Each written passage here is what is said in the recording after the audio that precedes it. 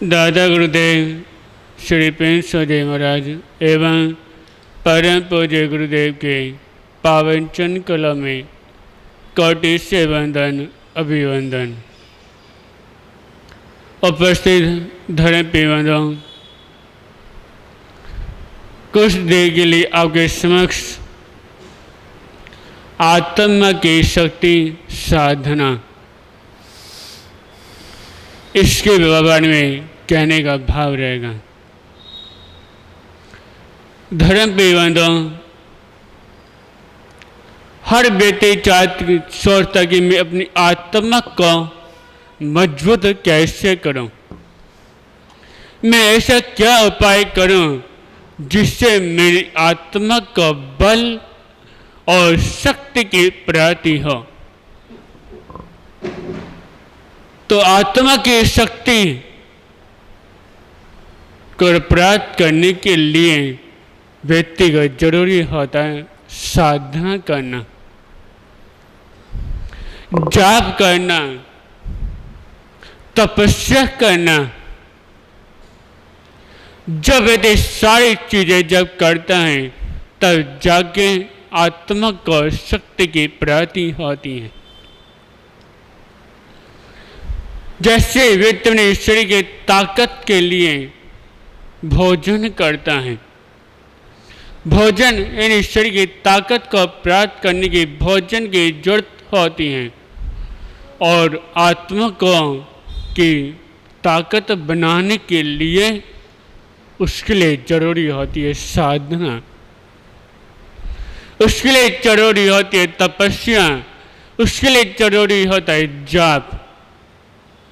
जब यदि सारी चीजें जब करता है तो आत्मा को अपने आप ही शक्ति की प्राप्ति हो जाती है।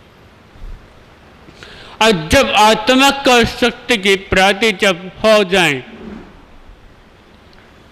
तो व्यक्ति की जो कर्म जो होते हैं और सारे अपने आप ही करते हुए चले जाते हैं। क्योंकि सबसे पहले जरूरी होता है कि अपने में आत्मा जो कर्म जो बंधे हुए हैं उनको काटना, और साधना करने के लिए वो दुख झेलने भी पड़ते हैं, कष्टों का सामना भी करना पड़ता है। जो व्यक्ति दुखों का कष्टों का जो सामना जो कर लेता है तो वही साधना कर सकता है।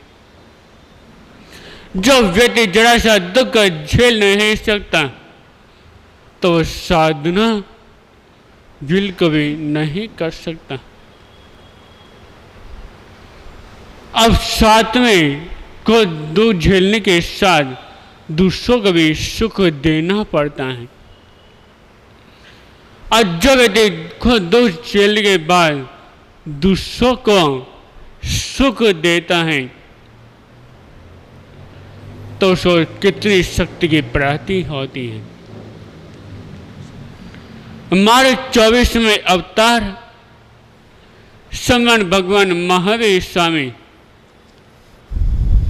जिनकी साधना के बारे में क्या कहना, जिनकी कितनी कठोर साधना थी, हमेशा अपना पूरे दिन और क्या कितनी साधना में लगन रहते थे। जितने हमारे 24 जो भगवान हुए हैं, 23 भगवान साधना करने में एक तरफ, और हमारे 24वें अवतार समान भगवान महावीर स्वामी जितने तीर्थंकर हुए हैं सभी ने साधना करी है, पूरी साधना करी है।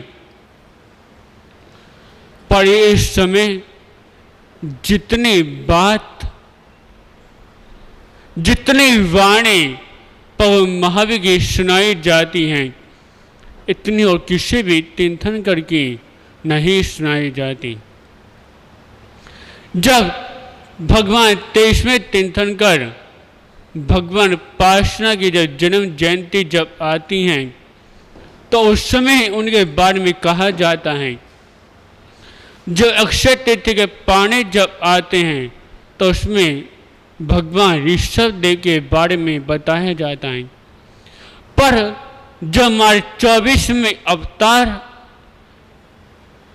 समान भगवान महावीर स्वामी, उनके तो हर रोज संत साधुओं के बारे में बताते हैं, जो उन्होंने अपने मुख से जो वाणी जो कही वह भी हर रोज पूरे महीने, पूरे 12 मास के बारे में बताते हैं। वो किसके लिए? कि साधना के बारे में, कि उन्होंने उन्हें साधना करने के लिए कितने कर सामना करा और उन्होंने अपनी आत्मा को ताकत बनाने के लिए, अनेक कर्मों के निजरा करने के लिए कितने दुख का सामना करना पड़ा। ये सब के साधनों को देखकर बताया जाता है। और जो व्यक्ति साधना जो करता है, ये नहीं कि जो संत साधु हैं उन्हीं को साधना करने से सब कुछ प्राप्त होता है। यदि गृहस्थ भी मन से साधना करता है तो उसको भी कितना बल, उसके अंदर कितनी शक्ति आ जाती है। एक जो संत थे, बहुत पहुंचे हुए संत, जो जंगल में अपनी साधना करने में लगे हुए थे, तो उनके पास उनके दर्शन करने के लिए उसी जंगल में एक राजा का पहुंचना हो जाता है। जब राजा जंगल में जब पहुंचे, जो उन्होंने उतने बड़े महात्मा को इतने घने जंगल में जब साधना करते जब देखा, तो उनके राजा के मन में कुछ ख्याल आता है कि इतने बड़े जंगल में, इतने गहरे जंगल में एक महात्मा कैसे अकेले रहते हैं। अब वो उस महात्मा के पास पहुंचे और कहते हैं कि महात्मा जी, आप यदि आपकी आज्ञा हो तो मैं आपसे कोई प्रश्न पूछना चाहता हूं। तो महात्मा ने कहा, क्या कुछ भी प्रश्न पूछ सकते हैं? तो राजा ने पूछा कि महात्मा जी, कि आप एक जंगल में अकेले रहते हैं। तो महात्मा ने कहा कि हाँ राजन, मैं जंगल में साधना करने के लिए, अपनी कर्मों के निजरा करने के लिए इस जंगल में मैं अकेला रहता हूँ। महात्मा जी, आपको साधना करते हुए कितना टाइम हो चुका है? तो महात्मा ने कहा, महाराजन, मुझे साधना करते हुए 50 वर्ष हो चुके हैं। अब राजा के मन में जो प्रश्न थे वो तो सब उस महात्मा से पूछ रहे थे। फिर राजा ने दोबारा प्रश्न करा, महात्मा जी, आपकी साधना कब पूर्ण होगी? तो महात्मा के पास एक डंडा रखा हुआ था, तो दिखाते हुए कहा, हे राजन, यह डंडा मेरे गुरु ने दिया था। जो इसमें जब फूल जब निकल जब आएंगे, जो इसमें अच्छे अच्छे पत्ते जब निकल जब आएंगे, तब मेरी साधना पूर्ण होगी। तो महात्मा राजा ने क्या देखा? उस डंडे में अंकुर फूटा हुआ था। तो राजा देखता ही रह गया, क्या कभी डंडे में भी अंकुर फूट सकता है? तो देखते हुए बड़ा चकित रह गया कि कितनी बड़ी साधना इस महात्मा की कि जिनकी साधना करने से ही ये डंडे में भी अंकुर फुट आया है। फिर राजा ने कहा, महात्मा जी, क्या मैं भी आपकी तरह तपस्या साधना कर सकता हूँ? तो महात्मा ने कहा, क्यों नहीं, आप भी मेरी तरह तपस्या साधना सब कुछ कर सकते हैं। तो राजा भी महात्मा से थोड़ी दूर में अपनी एक झोपड़ी बनाकर साधना करने के लिए बैठ जाते हैं।